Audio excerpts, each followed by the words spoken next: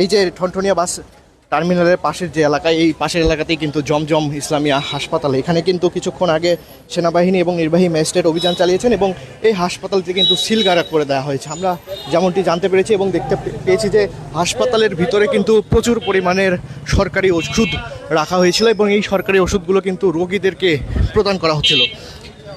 রোগীদেরকে সরকারি ওষুধ প্রদান এবং এছাড়াও কিন্তু আমরা এই হাসপাতালের ভিতরের যে ফ্রিজটি রয়েছে সেই ফ্রিজের ভিতরে কিন্তু অস্বাস্থ্যকরভাবে একই ফ্রিজে মাংসের সাথে কিন্তু ওষুধ রাখা হয়েছিল। এছাড়াও আরও বিভিন্ন অনিয়মের কিন্তু প্রমাণ এই হাসপাতালটিতে পাওয়া গেছে। এই কারণে কিন্তু হাসপাতালটি ইতিমধ্যেই সিলগালা করা হয়েছে। আমরা যেমনটি জানতে পেরেছি যে এখানকার যিনি অভিযানে এসেছিলেন সহকারী কমিশনার ও এক্সিকিউটিভ ম্যাজিস্ট্রেট রশিদুল ইসলাম, কিন্তু তার নেতৃত্বে এখানে অভিযানে এসেছিলেন সেনাবাহিনীর পুরো একটি টিম।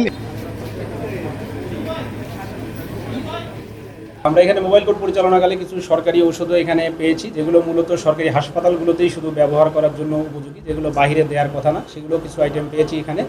আর আমরা সর্বশেষ এই বিভিন্ন যন্ত্রপাতি সহকারে আদার্স কিছু বিষয় আমরা জব্দ করে এই জনস্বার্থে আমরা এই হাসপাতালটি সিলগালা করে যাচ্ছি।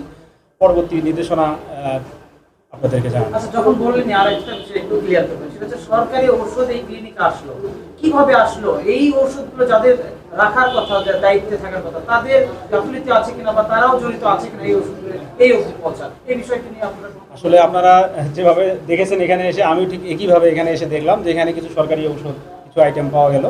আসলে এটা কীভাবে আসছে আমরা পরবর্তী এটা যদি কখনো তদন্ত করা হয় বা এই বিষয়ে নির্দেশনা পাওয়া যায় তাহলে আমরা এই বিষয়টা দেখব। ধন্যবাদ সবাই।